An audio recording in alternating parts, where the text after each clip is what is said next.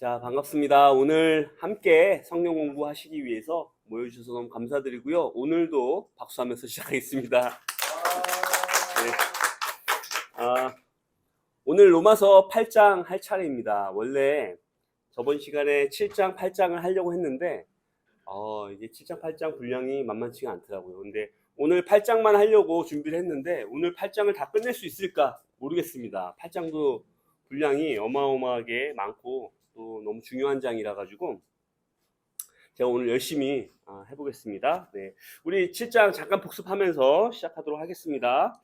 자, 7장에서의 내용은 율법 아래 있는 인간의 비참한 상태였죠, 그렇죠? 예, 그래서 그 신자로서 또 이렇게 죄가 우리 안에 내주하고 있다라는 것을 우리 함께 봤고요. 성경에서 얘기하는 이 죄는 하나님을 대적하는 거대한 어떤 세력이에요. 예, 그래서 인간의 힘과 노력과 의지로는 당해낼 수 없습니다. 예, 심지어 죄는 어느 정도까지 위력을 떨치냐면 하나님의 거룩한 율법마저도 수단으로 삼죠. 그렇죠? 예, 기억나시나요? 네. 그래서 율법을 틈타서 죄를 짓게 하고 또한 인간을 율법이 가진 권위로 정죄하게 됩니다. 예. 그 정도로 죄는 굉장히 파워풀한 하나님을 대적하는 그런 세력이다. 그러나 우리가 예수 그리스도와 연합하는 세례를 통해서 죄에 대해서도 죽었을 뿐만 아니라 율법에 대해서도 죽었다라는 것을 우리가 같이 얘기했죠. 그래서 율법의 정죄에서 우리는 풀려났다라는 얘기도 했고요. 또 로마서 뒷부분은 이제 저자 바울이 아마도 세례받고 난 이후 제자가 되기 이전에 유대인의 상태를 회고적으로 묘사한 거다라고 일단 그렇게 보는 게 좋을 것 같고요. 또는 제자이면서 죄와 싸우고 또한 그 안에서 분투하면서 넘어지는 제자의 모습이다. 이렇게 두 개 다 보셔도 될 것 같습니다.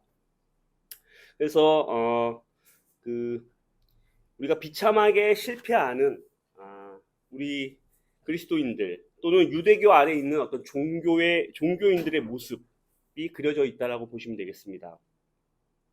그래서 로마서 7장이 얘기하는 인간의 어떤 상태는 율법 아래서 도저히 율법을 이길 수 없는, 그래서 결국은 나는 비참한 사람입니다. 개역개정의 표현에 따르면 오라 나는 곤고한 사람이다 라고 탄식하는 어떤 그런 인간의 비참한 상태고요. 27절에 보면은 그런 비참한 상태에서 누가 나를 구원해 주겠느냐 하면서 바울은 예수 그리스도를 암시하죠.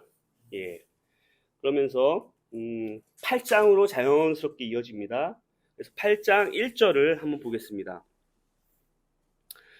그러므로 그리스도 예수 안에 있는 사람들은 정죄를 받지 않습니다. 그것은 그리스도 예수 안에서 생명을 누리게 하는 성령의 법이 당신을 죄와 죽음의 법에서 해방하여 주었기 때문입니다. 라고 되어 있어요. 자, 여기 보면은 그리스도 예수 안에서 생명을 누리게 하는 성령의 법이라는 표현이 있습니다. 자, 여러분 성령에 대해서 좀 아셔야 될 필요가 있습니다. 여러분 성령이 뭐라고 좀 생각하시나요? 성령이? 네. 그렇죠. 예수님의 영이죠. 예. 그 하나님께서 그 구약 시대에 보면은 성령을 부어주겠다고 예언이 되어 있어요. 이미. 왜냐하면은 이스라엘 민족이 율법이 주어져 있었음에도 불구하고 비참하게 실패하죠. 예, 그래서 죄의 포로가 되고 또한 그것을 심판하시는 장면이 이스라엘 역사 가운데 반복됩니다. 그래서 하나님이 예언자를 통해서 예레미야라든가 에스겔서를 보면 잘 나와 있습니다. 나중에 예레미야 31장 33절 그리고 에스겔서 36장 26절을 한번 여러분 읽어보시면 좋겠습니다. 거기 보면 내가 나의 법을 그들 마음 안에 심어주겠다. 그리고 새 영과 새 마음을 너희 속에 심어주겠다 라고 하는 그런 구절이 있어요. 그래서 새로운 하나님의 백성을 일으키겠다라고 나와 있습니다. 저 음소거하겠습니다. 미안합니다. 네. 자, 그래서 하나님께서 하나님 말씀을 그들 마음 안에 하나님과 같은 마음을 가진 그의 백성을 하나님께서 일으키시겠다 라고 나와 있습니다. 자, 전체 음소거 제가 음소거를 했네요. 네, 전체 음소거 좀 부탁드리겠습니다. 이거 녹화되고 있는데. 자, 그래서 예수님께서 십자가에서 돌아가시고 나서 부활하시죠. 그때 예수님을 죽음에서 일으키시는 그 힘이 성령의 힘이에요. 그렇죠? 예. 그리고 나서 예수님께서 승천하십니다. 그렇죠? 복음서에 보면은 내가 너희들을 떠나는 것이 너희에게 더 유익하다. 왜냐하면 내가 나의 영을 너희에게 보내겠다라고 예수님께서 말씀하셨죠. 그래서 오순절날 성령님이 이 땅에 내려오십니다. 그렇죠? 예. 그래서 교회가 시작된다라고 그때 보는데요. 고린도전서 15장 45절을 보면은 어떤 표현이 있냐면 나는 생명 주는 영이다. 생명을 주는 영이다. 영어로 life giving spirit 이라고 되어 있습니다. 자, 음소거 좀 부탁드리겠습니다. 자, 이거 전체 음소거를 내가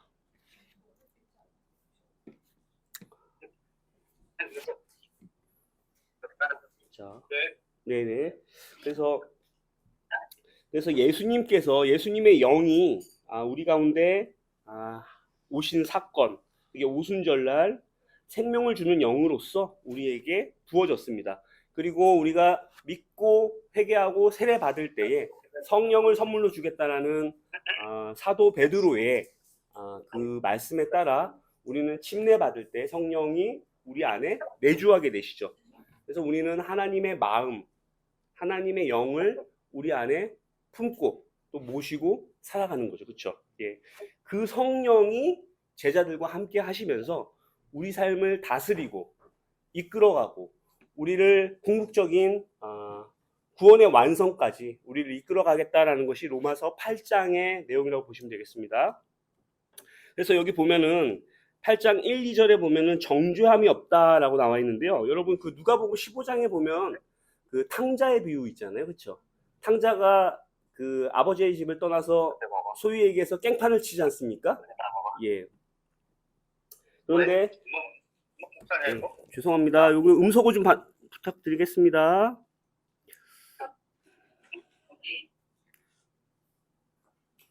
자, 음소거 좀 부탁드리겠습니다. 자, 그 누가복음 15장의 탕자가 아버지의 집으로 돌아갔는데 아버지의 반응은 탕자를 어떻게 하죠? 환대해 주죠. 탕자를 정죄하고 벌합니까? 예, 그런 모습은 보이지 않죠. 예. 그리스도 예수 안에 있으면 어떠한 정죄도 없다. 여기 보면은 8장 1절에 그리스도 예수 안에 있는 사람들은 정죄를 받지 않습니다. 라고 되어 있어요. 여기서 중요한 거는 그리스도 예수 안에 있는 사람들이에요. 예. 이것을 뭘로 정의하느냐가 되게 중요한 거죠. 그리스도 예수 안에 있다라는 게. 하나님의 통치 영역 아래에 있는 겁니다. 하나님의 은혜 아래에 있는. 우리가 하나님의 은혜 바깥으로 나가면 어떻게 되죠? 예, 안 되죠. 그렇죠? 그래서 하나님의 은혜 아래, 하나님의 통치 영역 아래에 있는 그리스도 안에 있는 사람이 정죄가 없습니다. 네. 왜냐하면 예수 그리스도께서 우리의 죄를 대속하셨잖아요. 그렇죠? 여기 보면은 그래서 그 예수 그리스도께서 죄 있는 육신의 몸으로 이 땅에 오셔서 예수 그리스도께서 십자가에 못 박혀 돌아가시잖아요. 그래서 육체적인 죽음을 맞지 않습니까? 예. 근데 우리가 예수님과 연합함으로써 우리의 육체도 여기서 보면 옛사람, 우리의 육신이라는 표현이 계속 나오는데요. 예수님과 함께 정죄를 받은 겁니다. 심판을 예수님이 대신 받을 때에 우리도 함께 심판을 받은 거기 때문에 더 이상 심판이 우리에게 내려지지가 않는 것이죠.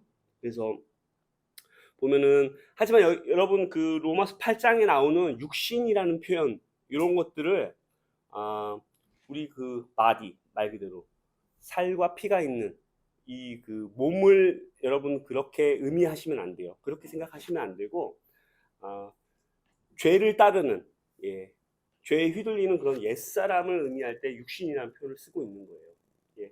우리의 이 몸은 가치 중립적인 겁니다. 이거는 선하지도 않고 악하지도 않습니다. 그래서 우리가 만약 이 육신과 성령을 마치 뭐 물질적인 세계와 뭐 영적인 세계 또는 뭐 정신적인 세계 이렇게 이분법적으로 나누는 것은 옳지 않습니다. 하나님의 통치 영역 아래에 있느냐 아니면 죄의 통치 영역 아래에 있느냐 요 구분으로 육신과 영을 이해를 하는 게 좋습니다. 안 그러면은 이것 때문에 많은 이단이 교회 역사상 생겼어요. 그래서 뭐 예수님이 뭐 영으로 오셨다. 예수님은 육신으로 오신 것처럼 보였지만 사실은 영이었다. 뭐 이런 것들이 초대교회의 영지주의 이단이라고 하거든요. 그래서 이런 구절들을 잘못 해석하게 되면은 많은 이단들이 생길 수 있습니다. 그래서 착오가 없으시길 바라겠고요. 그래서 그리스도 예수 안에 있다라는 표현은 예수 그리스도의 지배 아래 있다. 근데 예수 그리스도의 지배 아래 있는 삶의 모습은 성령의 통치를 받는 삶이죠. 그 모습은 성령과 육체가 서로 전쟁을 벌이고 있고 또 우리는 예수 그리스도의 십자가에 연합함으로써 죄인은 죽고 하나님에 대해서는 살아가는 그런 상태가 그리스도 예수 안에서 살아가는 삶의 상태예요, 사실은. 그래서 만약에 우리가 꾸준히 죄를 짓잖아요. 성령은 우리를 떠나진 않지만 우리는 성령을 떠날 수가 있습니다. 그렇게 되면 그리스도 예수 안에 있는 상태가 아닌 거예요. 그렇게 되면 그 삶의 결국은 어떻게 될지 알 수가 없습니다. 그리스도 예수 안에 있는 자가 정죄함이 없지. 우리가 만약에 그리스도 예수 안에 있지 않게 되면 그리스도의 통치 영역 바깥으로 우리가 나가게 된다면 성령을 따르는 삶을 살 수 없게 되고요. 그 결과는 죽음이라고 로마서 8장에서도 얘기를 하고 있어요. 육신의 정욕에 이끌려서 살아가는 삶의 모습은 죽음이다. 이게 좀 이따가 이제 나옵니다. 그때 가서 다시 보기로 하고요. 자, 그래서 우리의 선택이 매우 중요하다. 죄와 하나님 둘 중에 어느 것을 따를 것인가? 요것은 매우 중요합니다. 그래서 13절을 한번 보면 이런 구절이 있습니다.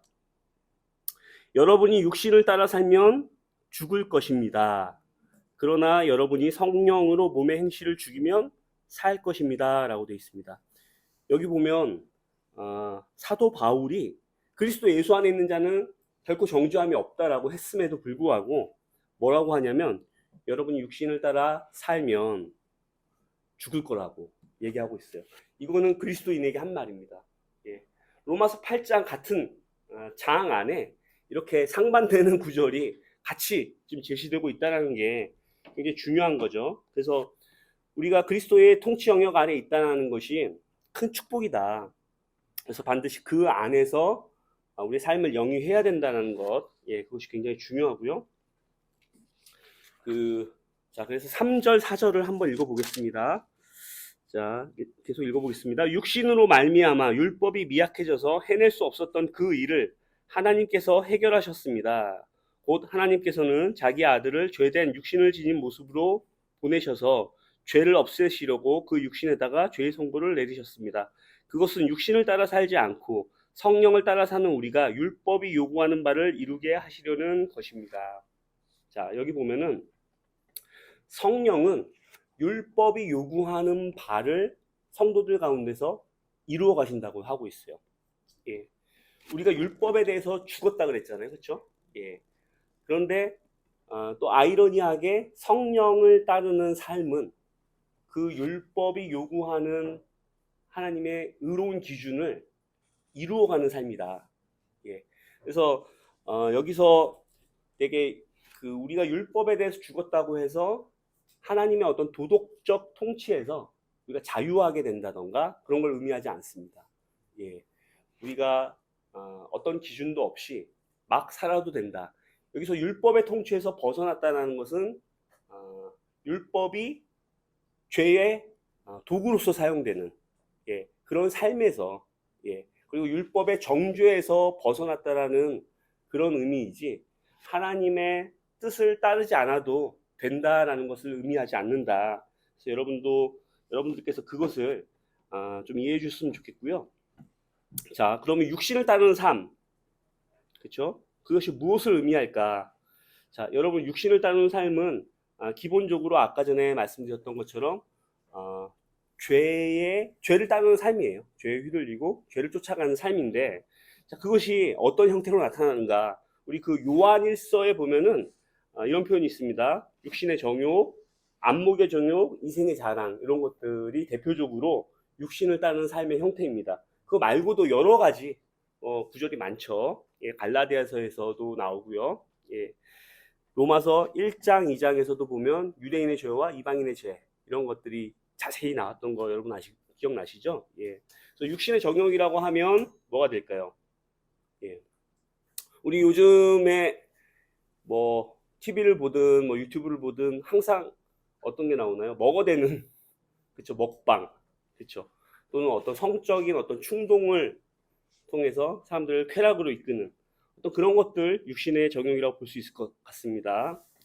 또 안목의 정욕, 이것은 우리 눈에 보이는 좋은 것들을 소유하고 싶어하는, 가지고 싶어하는 그런 삶의 모습이겠죠. 그래서 여러분들이 그 광고를 잘 보시면 여러분들이 그것을 막 사고 싶잖아요, 그렇죠?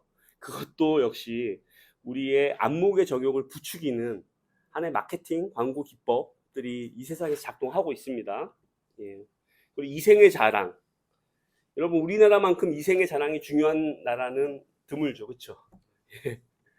이거라고 하면은 참 우리나라가 대단히 이제 많은 사람들이 이생의 자랑을 위해서 살아가는데요. 뭐 학벌, 뭐 가문, 명예, 지위, 이런 것들을 추구하는, 이 세상에 속한 것들을 과도하게 추구하고 사랑하는 어떤 그런 삶이겠죠. 하나님께서는 뭐라고 했냐면 이 세상에 속한 것을 사랑하는 것은 나와 원수되는 거다 라고 말씀하셨잖아요, 그렇죠? 이런 삶의 형태가 육신을 따라가는 삶이다. 여러분들 이해하셨으면 좋겠고, 그렇다면 성령을 쫓아 살아간다라는 말은 뭘까요? 이게 성령을 쫓아 살아간다. 이걸 이렇게 한마디로 얘기하면 하나님 말씀에 순종하는 삶입니다. 근데 우리의 의지나 어떤 노력, 우리의 능력으로 하나님의 말씀을 쫓아 순종할 수 없기 때문에 우리의 순종을 도우시는 분이 성령님이라는 거죠. 성령은 우리의 순종을 돕습니다. 그래서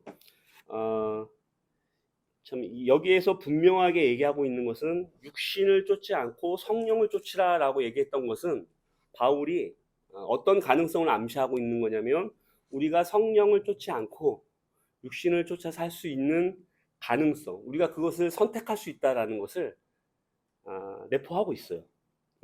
그래서 우리의 선택은 매우 중요합니다. 그래서 우리가 죄의 통치를 거부하고 죄가 주는 즐거움을 포기하겠다, 이런 선택이 필요합니다. 우리의 결정이 필요합니다. 그래서 우리가 이런 얘기를 많이 하잖아요. 우리의 결정과 우리의 의지와 우리의 능력으로 하나님을 따를 수 없다는 걸 여러분 알고 계시죠? 그것이 우리의 선택이 중요하지 않다라는 것을 의미하진 않아요. 우리의 선택은 굉장히 중요합니다. 우리의 선택은 우리의 능력을 의지해서 하나님을 따르겠다, 그런 뜻이 아니고 우리가 죄의 통치를 거부하고 대신에 그리스도께서 내 안에서 살아가시도록 내어드리는 삶입니다.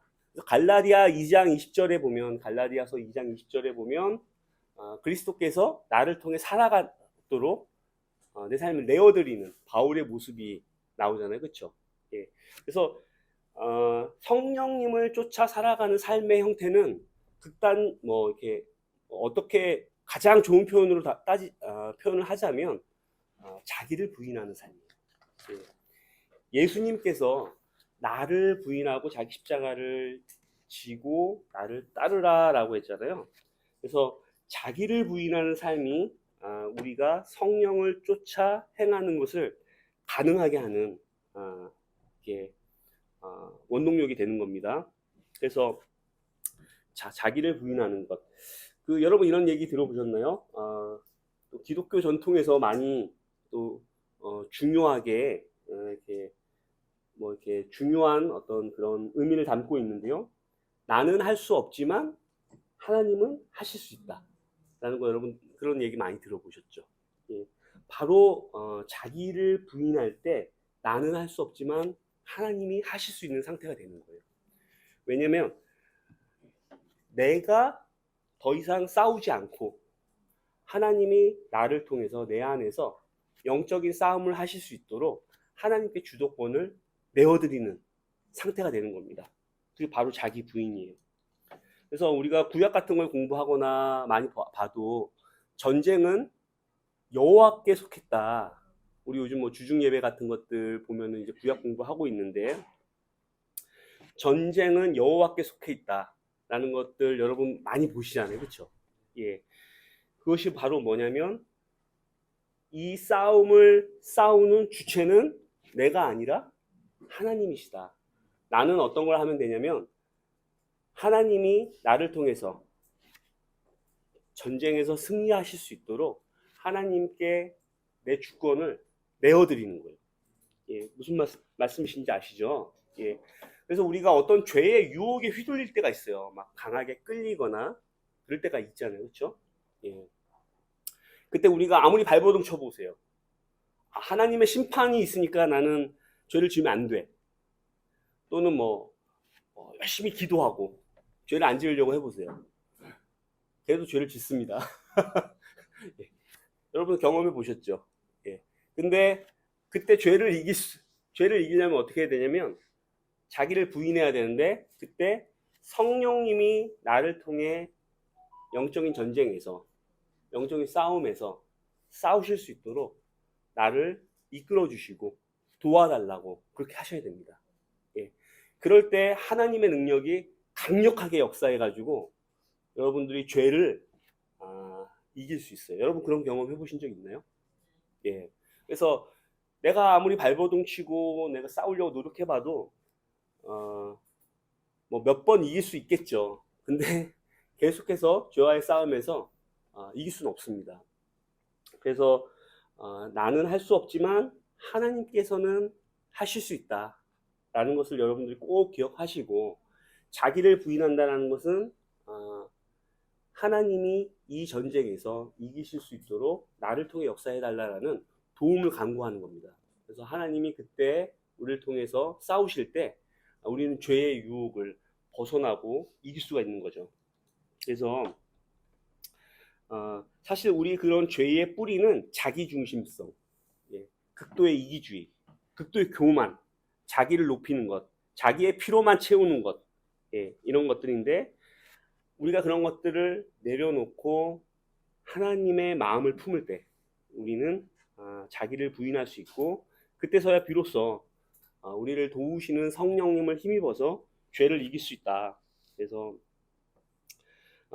그리스도인의 영적 전쟁의 아주 기본적인 원리는 바로 자기를 부인하는 것이다. 그래서 예수님께서는 이걸 강력하게 이제 말씀하셨죠.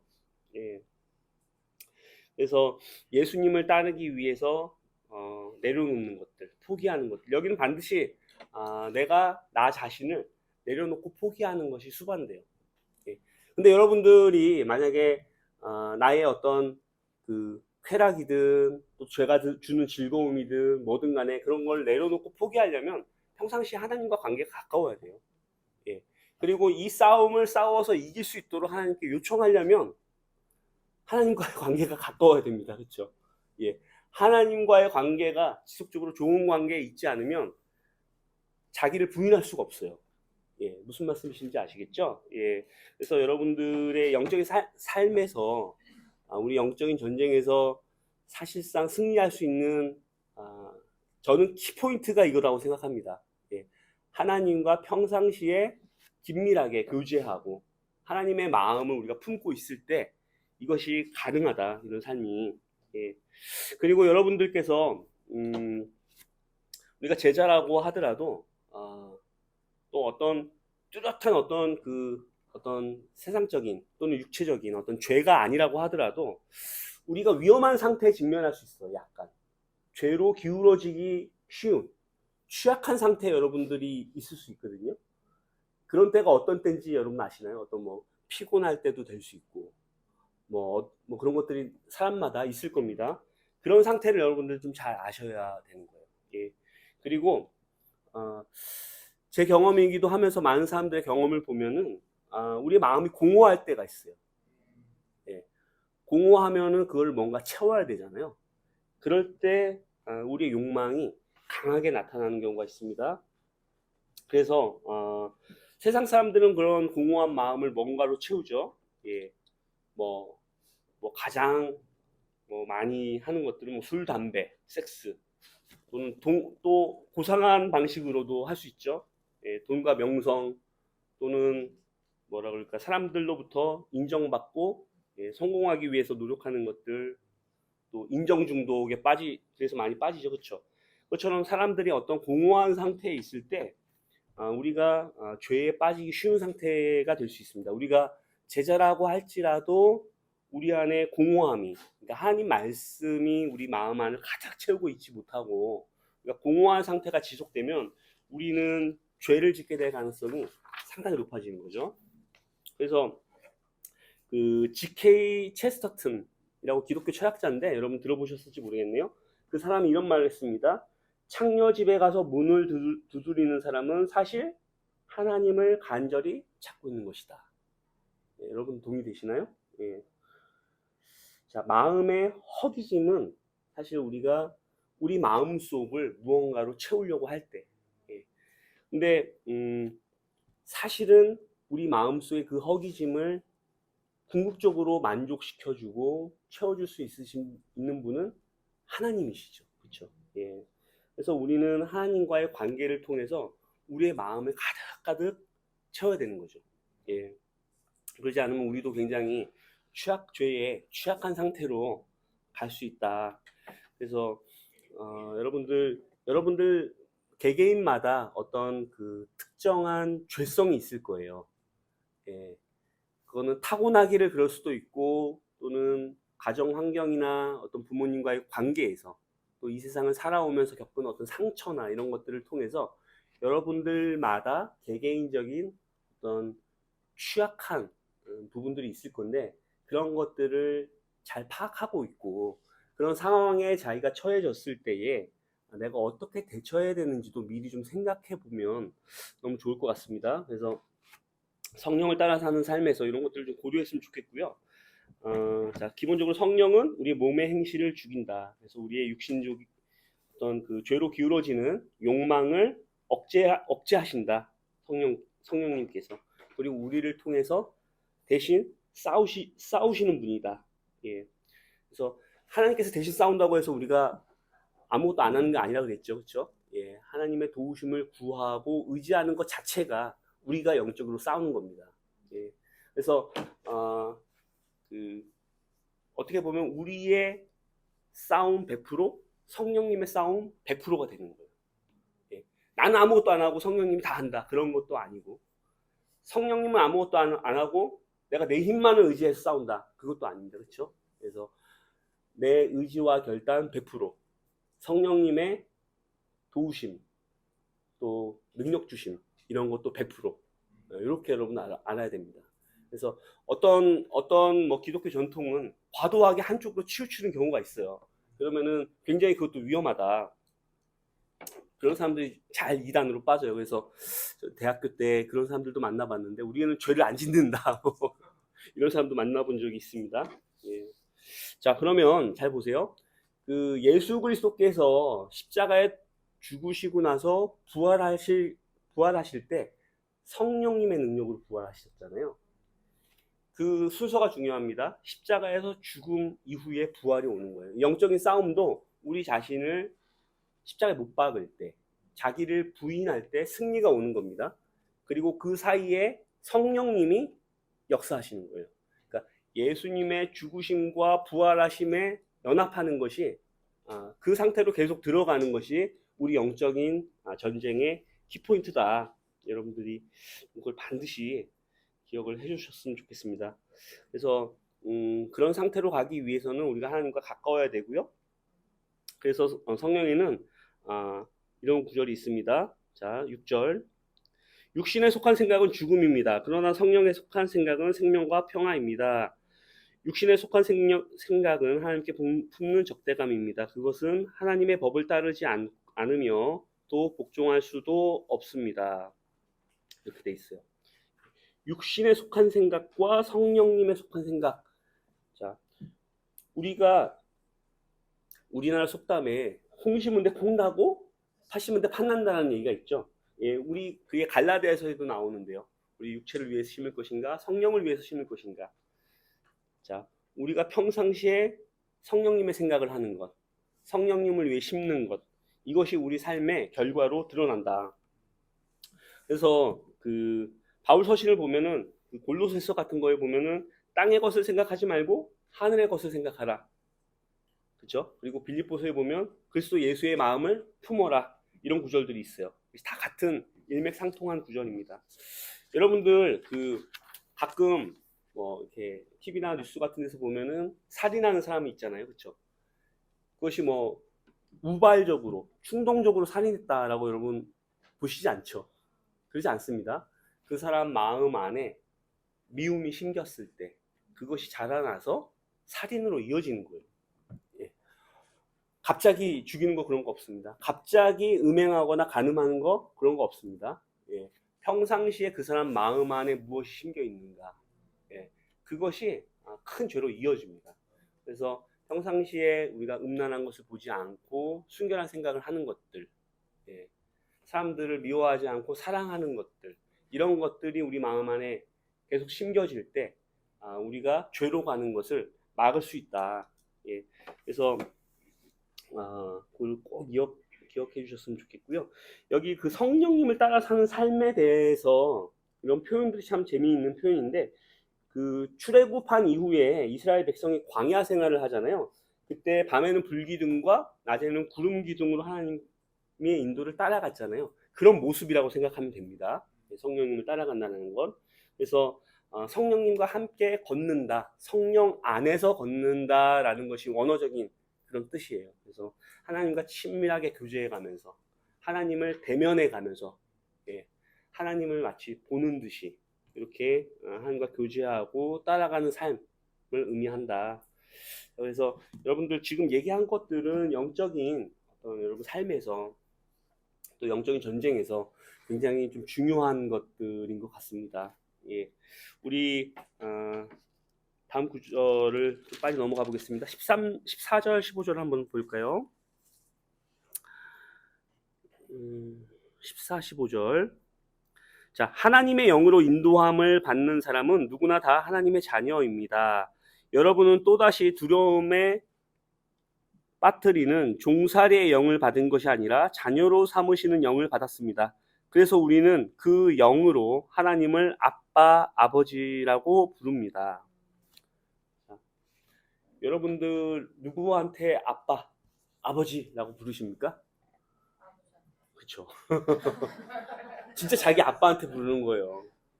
뭐 지나간 남자한테 아빠라고 부를 수 없어요. 그렇죠? 네. 진짜 나의 아버지, 아빠한테 아빠, 아버지라고 부르는 거예요. 예. 우리가 하나님을 아빠, 아버지라고 부른다는 것은 진짜 하나님이 우리 아빠이고 아버지이신 겁니다. 우리가 그렇게 부를 수 있다는 것 자체가 우리 안에 하나님의 영이 심겨져 있기 때문에, 이것을 보면은 자, 하나님의 영으로 인도함을 받는 사람은 하나님의 자녀라고 되어 있죠. 예. 그리고 또다시 두려움에 빠뜨리는 종살이의 영을 받은 것이 아니라 자녀로 삼으시는 영을 받았다. 자, 자녀로 삼으시는 영, 예, 입양의 영. 우리가 우리가 세상에 있다가 하나님 나라로 들어올 때 하나님의 가족으로 입양되어 들어오는 거예요. 성경은 여러 가지 그림 언어를 얘기하는데요. 뭐 때로는 크리스찬들을 그리스도의 군사로 비유하기도 하고, 그렇죠? 또는 우리 전에 그 속량이라는 것에 대해서 공부하면서 그런 어떤 노예살이에서 해방되는 것들, 다양하게 사람들이 그들이 처한 환경이 다 다를 거 아닙니까? 제자들도 그들 환경 가운데서 하나님의 자녀, 그 하나님의 그 제자가 되고 하나님의 은혜 안으로 들어오는 것을 가장 잘 이렇게 이해할 수 있도록 바울은 다양한 그림 언어를 사용해서 얘기하는데, 그 중에 하나가 하나님의 자녀로 입양되어 들어오는 거다, 이런 얘기를 합니다. 그래서 우리는 그 하나님의 영을 통해서 하나님을 아빠 아버지라고 부르게 된다.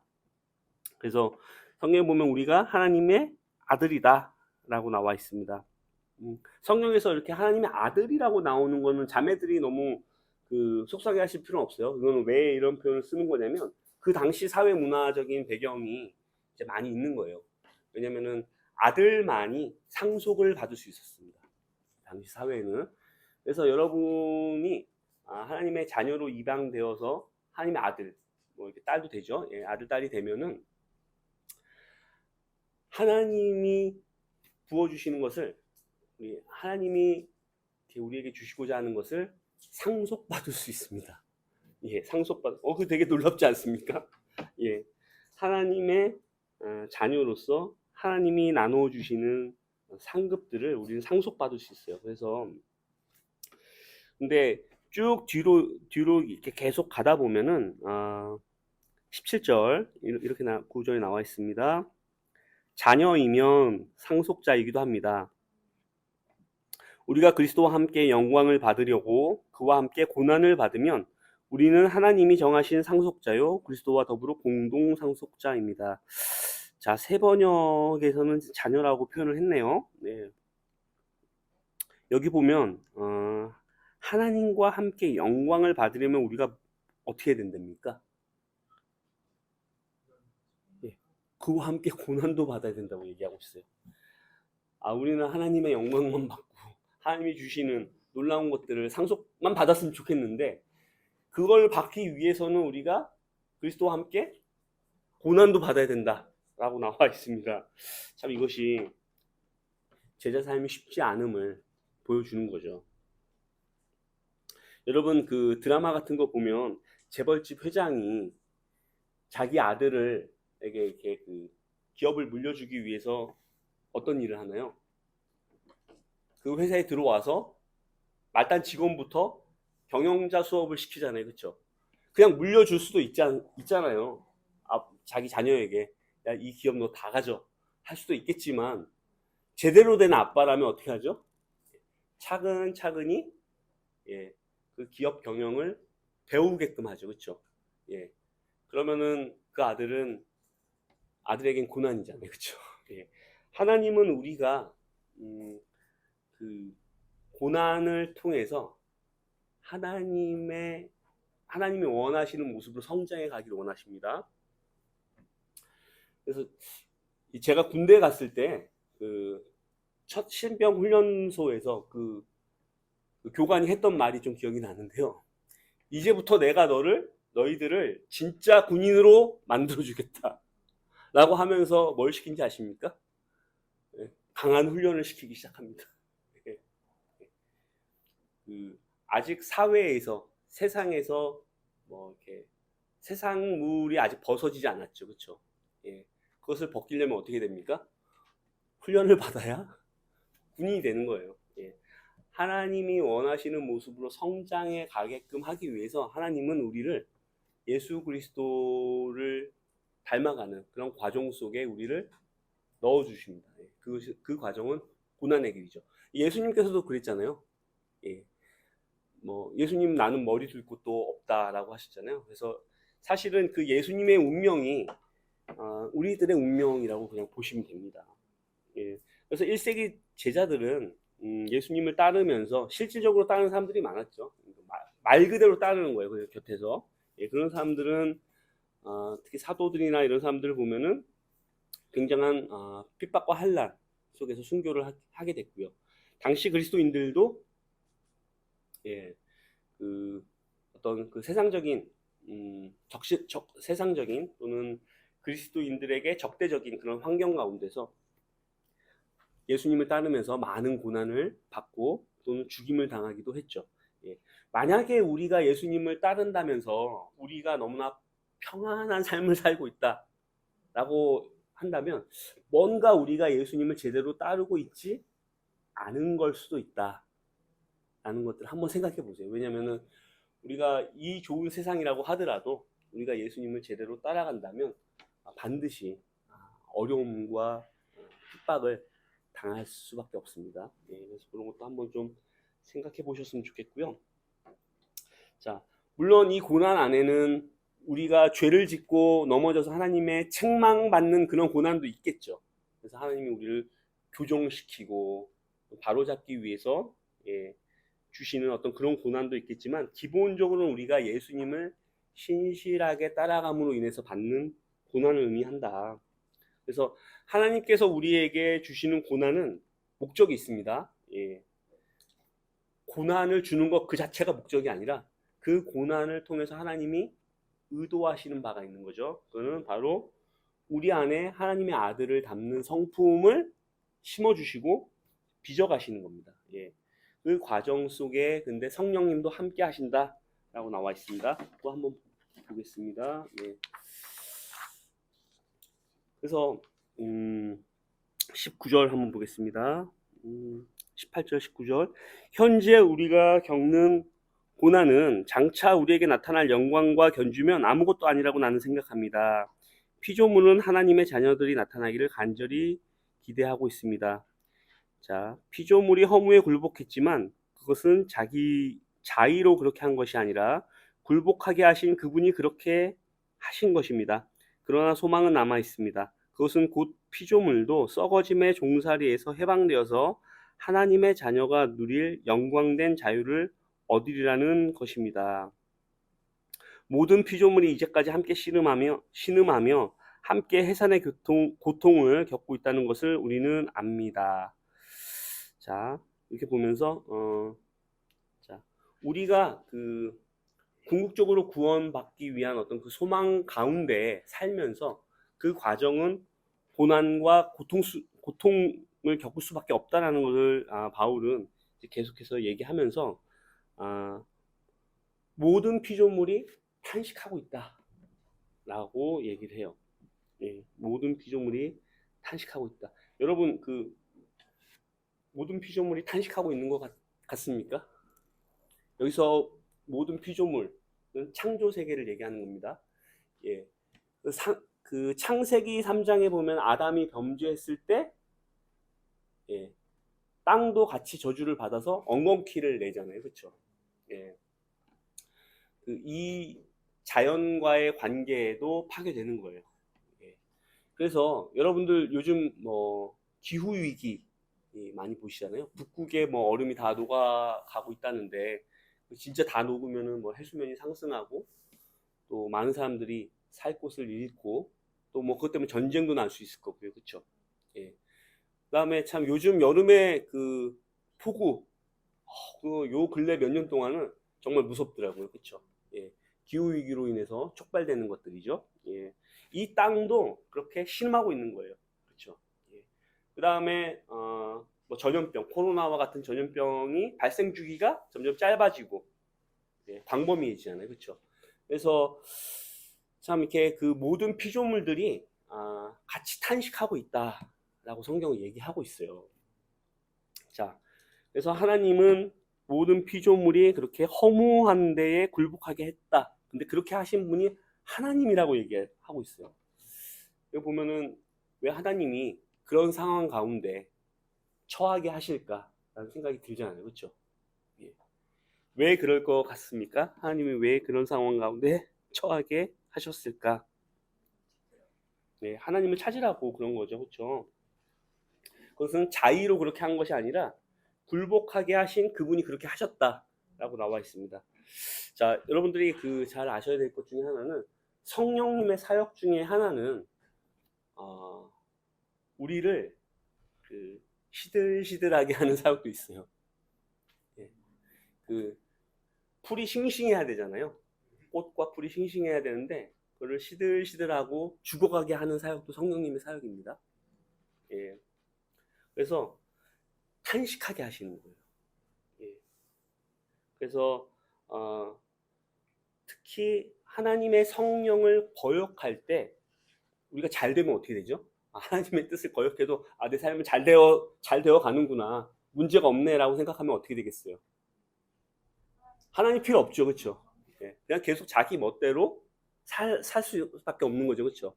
근데 하나님의 명령에 거역한 결과 내 삶이 시들시들해져 가는 거예요. 이 피조 세계가 시들시들해져 가는 겁니다.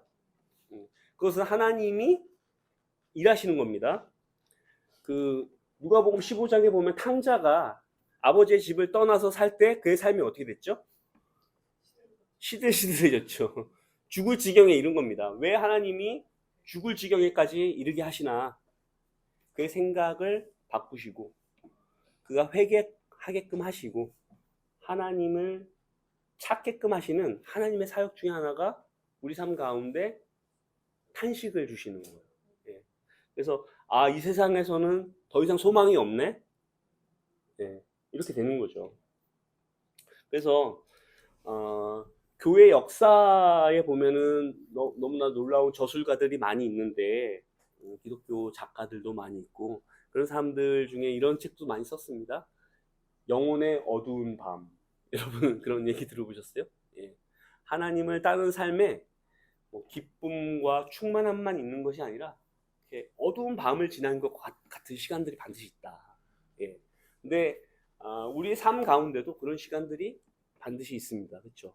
때로는 질병, 예기치 못한 질병이 생길 수도 있고 또 죽음, 가까운 사람의 죽음 겪어야 될 수도 있고 또는 경제적인 파산, 어려움 그런 것들도 있을 수 있고 그런 것들을 통해서 이 세상에 더 이상 소망 둘 곳이 없다.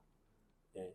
그리고 하나님만이 유일한 내 삶의 소망이다라는 것을 그러니까 이 세상과 또 죄가 주는 쾌락과 이런 것들로부터 정을 띠게 만드는 거죠.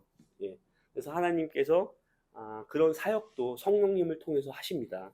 여러분들의 삶 속에 지금 너무 힘들고 내 삶이 시들시들해지고 있다라는 것은 그런 시간들을 통해서 하나님께로 여러분들 돌이키게끔 하시는 그런 하나님의 또한 그것도 은혜다라고 그렇게 좀 이해를 하셨으면 좋겠습니다. 얼마 못했는데도 시간이 많이 지난 것 같습니다. 그래서 그 하나님께서 우리 삶에 행하시는 너무나 이렇게 놀라운 또는 역설적이기도 한 그런 하나님의 은혜라고 여러분들 기억해 주셨으면 좋겠고요. 26절에 보면은 이렇게 나와 있습니다. 그래서 26절 자, 이와 같이 성령께서도 우리의 약함을 도와주십니다. 우리가 어떻게 기도해야 할지 알지 못하지만 성령께서 친히 이루 다 말할 수 없는 탄식으로 우리를 대신하여 간구하여 주십니다. 자, 성령님께서 우리의 연약함을 도우신다 라고 나와 있습니다. 예. 우리가 어떻게 기도해야 될지조차도 모를 때 하나님은 우리에게 딱 알맞는 기도를 성령님께서 직접 하나님께 해주신다는 거예요. 이게 너무나도 놀랍지 않습니까? 예. 때로는 우리가 구하고 원하는 것이 하나님의 계획과 안 맞을 수가 있죠. 예. 우리의 인생 계획에는 이런 것이 없어야 되는데 하나님은 우리 인생 속에 이런 것들을 넣어주셨어요. 예. 때로는 나의 인생 시간표에 이런 일들이 생겼으면 좋겠다라고 하지만 하나님은 우리 인생의 시간표를 그렇게 인도해 가시지 않죠. 왜냐하면 우리 생각과 하나님의 생각이 다르기 때문이에요. 그래서 우리가 뭔가에 불평하고 원망하고 짜증이 난다면 그것은 하나님의 우리에 대한 계획을 신뢰하고 있지 못한 걸 수도 있습니다. 예. 그래서 여러분들이 사실 하나님의 섭리 안에서 하나님의 계획 안에서 우리 삶이 유지되고 있다라는 것들을 좀 신뢰했으면 좋겠고요. 그래서 하나님께서는 우리가 원하는 거 다 들어주시면은 우린 좋겠지만 그건 하나님의 뜻이 아니다. 그래서 우리가 어떻게 기도해야 될지 모르고 우리가 막 곁길로 빠져도 하나님은 우리가 제대로 가게끔 성령은 바로 잡으시는 그런 사역을 하시는 거죠. 그 또 군대 얘기를 해서 죄송한데 그 군대에서 이제 행군을 하다 보면은 막 낙오되는 친구들이 생겨요. 예. 뭐 체력이 약할 수도 있고 또는 정신 상태가 약해서 그럴 수도 있고 뭐 낙오되는 사람이 생기는데 그 행군은 다 같이 들어와야 되거든요. 누구도 낙오되면 안 돼요. 그렇죠? 그러면 어떻게 합니까? 업고 가진 않고 총도 들어주고, 예, 그렇죠. 군량도 대신 매주고, 예, 그렇죠. 수통도 들어주고 무거운 걸 같이 지고 가죠, 그렇죠. 예. 그리고 막 하도 많이 걸으면 이렇게 걸으면서 졸기도 하거든요. 그러면 이렇게 한 대 때려주고 정신 차릴 수 있도록 팬단한 얘기가 아니라 예, 이런 역할을 성령님이 하시는 거예요. 같이 걸으면서 예, 우리를 일깨우시고 우리 무거운 짐을 대신 지어주시고 우리가 어디로 가야 될지 어떻게 기도해야 될지 모를 때 하나님 우리와 동행하시면서 이렇게 우리와 함께 끝까지 걸어가시는 겁니다. 그래서 이게 저는 이걸 어디서 본 것 같은데 이렇게 유튜브에서 봤나? 여튼 이렇게 인생길을 걸어가는데 이제 하나님과 손잡고 걸어가는데 해변에 이렇게 발자국이 이게 두 사람의 발자국이 있대요. 근데 내가 너무 지치고 힘들었는데 뒤를 돌아보니까 발자국이 한 명의 발자국밖에 없는 거야. 그래서 나중에 하나님께 원망을 한 거죠. 예. 왜 내가 그렇게 힘든 시간에 나를 버려두셨습니까? 예. 라고 했는데 하나님이 뭐라 그러시는지 여러분 아시죠? 예. 저 발자국이 나의 발자국이다. 내가 너를 업고 갔다. 안고 갔다라는 거죠. 그래서 하나님은 우리가 제자 삶을 살 때에 그렇게 우리와 동행하시면서 계속 우리를 구원의 완성까지 이끌어 가시는 사역을 합니다. 예. 순종하게끔 하시고 우리를 일깨우시고 우리를 도우시면서 같이 걸어가시는 분이 성령님이라는 거죠. 그렇죠?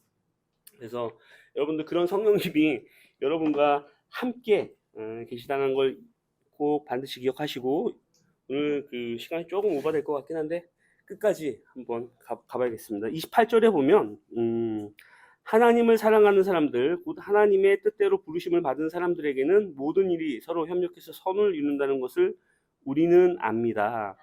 하나님께서는 미리 아신 사람들을 택하셔서 자기 아들의 형상과 같은 모습이 되도록 미리 정하셨으니 이것은 그 아들이 많은 형제 가운데서 맏아들이 되게 하시려는 것입니다.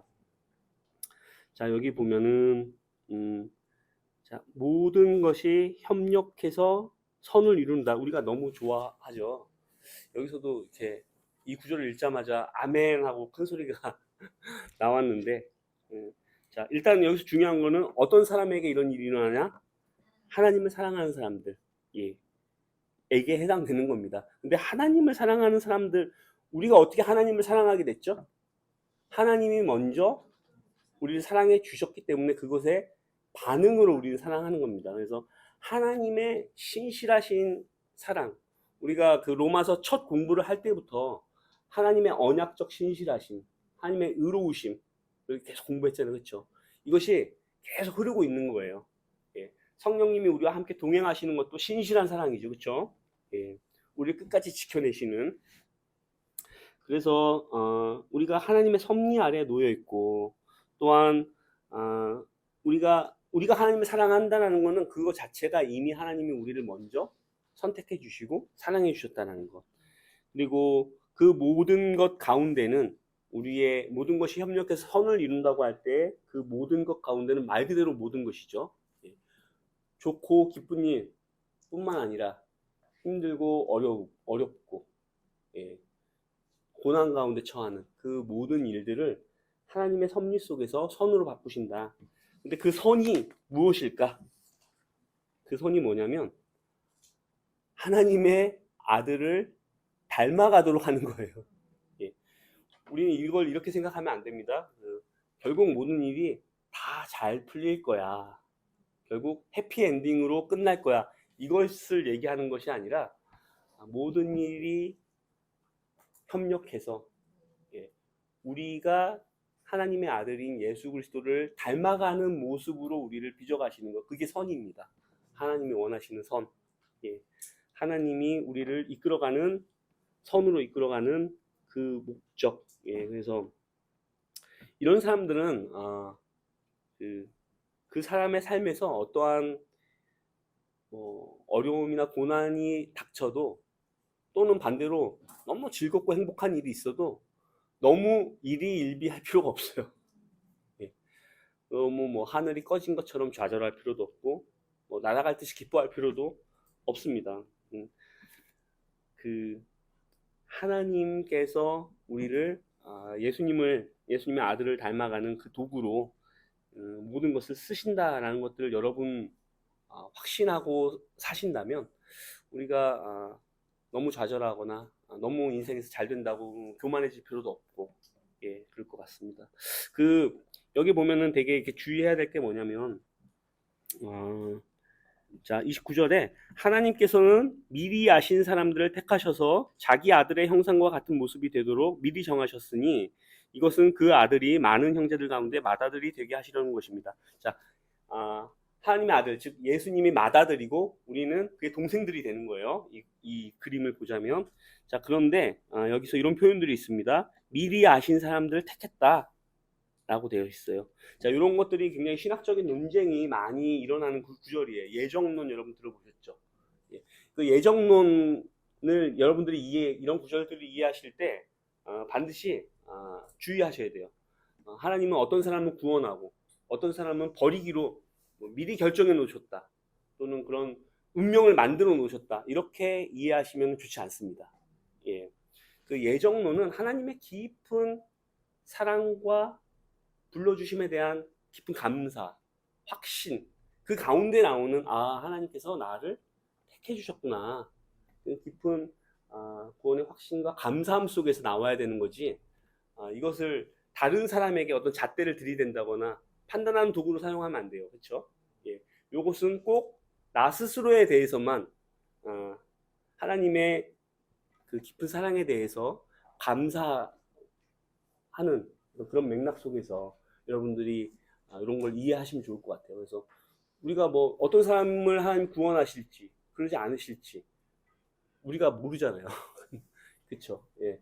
그렇기 때문에 우리가 이런 구절들을 통해서 함부로 하나님의 일하심을 우리가 뭐 재단할 수도 없고, 또 어떤 사람을 판단하거나 너 싹수를 보니까 넌 안 되겠어, 넌 하나님 버리신 거야, 뭐 이렇게 판단하면 안 되는 거죠. 그렇죠? 이런 구절은 하나님이 불러주신 사랑과 은혜에 대해서 깊이 감사하는 마음에서 터져 나오는 그런 구절이다.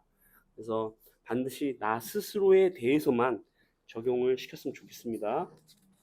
그래서 여러분, 우리 인생에서 낭비되는 경험은 없다라고 생각하시면 좋을 것 같아요. 예. 여러분, 상처 입은 치유자라는 책 아시나요? 운디드 힐러라고 하는데, 그 사람이 겪은 상처와 고통도 누군가를 위해서, 또 하나님을 위해서 다 쓰인다는 거죠. 예. 모세 같은 사람 보십시오. 예, 광야에 40년 동안 양치기를 했나요? 양 맞나요? 예. 목동이면 양이죠. 예. 뭐 여튼 그 광야 생활이 버려진 것 같고 잊혀진 것 같은 그런 시간조차도 하나님 어떻게 사용하셨죠? 그 사람이 광야 생활을 40년 했기 때문에 이스라엘 민족을 광야 가운데로 이끌어내는 지도자가 된 거예요. 그렇죠? 예. 그리고 복음서에 봐도 예수님의 제자들을 부르셨을 때 그들을 반드시 낮추는 시간들이 반드시 있습니다. 누구든지 다 있어요. 예. 베드로가 예수님을 부인하게끔 했죠. 사도 바울이 예수님을 따르는 사람들을 잡아 죽이는 경험을 하게 했죠. 그 모든 것들이 다 그의 인생 가운데서 쓰이는 겁니다. 그래서 여러분들이 이런 시간은 나의 흑역사다, 좀 인생에서 지우고 싶다, 그런 시간이 있을 수 있잖아요. 그렇죠? 예. 그런 시간들조차도 우리의 제자 삶에서 하나님이 다 쓰신다라는 것을 여러분들 좀 이해하셨으면 좋겠고, 특별히 이 구절을 기록한 사람이 누굽니까? 사도 바울이잖아요. 예. 그가 어떠한 삶을 살았고 그의 마지막이 어땠는지 여러분 아시잖아요. 그렇죠? 예. 그가 모든 것이 그냥 잘 풀릴 거다라는 것으로 이 구절을 쓰지 않았겠죠, 그렇죠? 예. 이 구절을 쓴 바울은 그의 삶이 어떠한 죽음으로, 어떠한 고난으로 하나님을 높여드렸고 예수님을 닮아갔는지 보여준 산 증인이 바로 바울이지 않습니까? 그래서 여러분들이 우리의 모든 경험을 통해서 우리를 이렇게 하나님의 아들인 예수 그리스도를 닮아가는 그 과정 속에 하나님께서 모든 경험들을 합력하여 선을 이루면서 쓰신다라는 것을 자 이해하셨으면 좋겠습니다. 그 뒤에 보면은 자, 그 38절 한번 읽어보겠습니다. 자, 나는 확실합니다. 죽음도 삶도 천사들도 권세자들도 현재 일도 장래 일도 능력도 높음도 깊음도 그 밖에 어떤 피조물도 우리를 우리 주 예수 그리스도 안에 있는 하나님의 사랑에서 끊을 수 없습니다. 어떠한 것도 하나님의 사랑에서 우리를 끊을 수 있는 건 없다. 그래서 죽음도 삶도, 그러니까 이 세상에서의 삶이죠. 그다음에 천사들도 권세자들도, 이것은 하나님을 대적하는 어떤 악한 세력들, 영적 세력들을 얘기합니다. 또 현재 일도 장래 일도 모든 시간 속에서, 그다음에 능력도 높음도 깊음도 모든 공간 속에서 하나님은 우리를 지키시고 인도하신다. 그래서 예수님께서 마태복음 28장 18절에 보면 나는 하늘과 땅의 모든 권능을 받았다 그랬잖아요. 그렇죠? 예. 그 모든 권능을 받으신 분께서 우리를 모든 환경과 시공간 속에서 우리를 함께 하시고 또 이끌어 주시면서 우리를 끝까지 구원으로 이끌어 주실 거다. 그 소망을 가지고 우리는 어떻게 보면 예수님을 닮아가는 삶 가운데 많은 고난과 어려움이 있다고 하더라도 그 소망이 너무 크면 지금 현재 고난이 작게 보이잖아요. 그렇죠? 예. 그래서 고린도서에 보면은 우리가 겪는 고난이 작은 고난이고 일시적인 고난이다. 하지만 우리가 나중에 받게 될 영광은 크고 중한 거다라고 이렇게 비교를 하면 설명하거든요. 그래서 우리가 하나님이 주실 그 구원의 완성, 그 안에 우리가 걸어가면서 많은 어려움과 고난이 있겠지만 또 감사하면서 이렇게 성령님의 도움을 힘입으면서 이렇게 걸어가는 시간이 되었으면 좋겠습니다. 네. 이상으로 로마서 8장을 마치겠습니다. 네.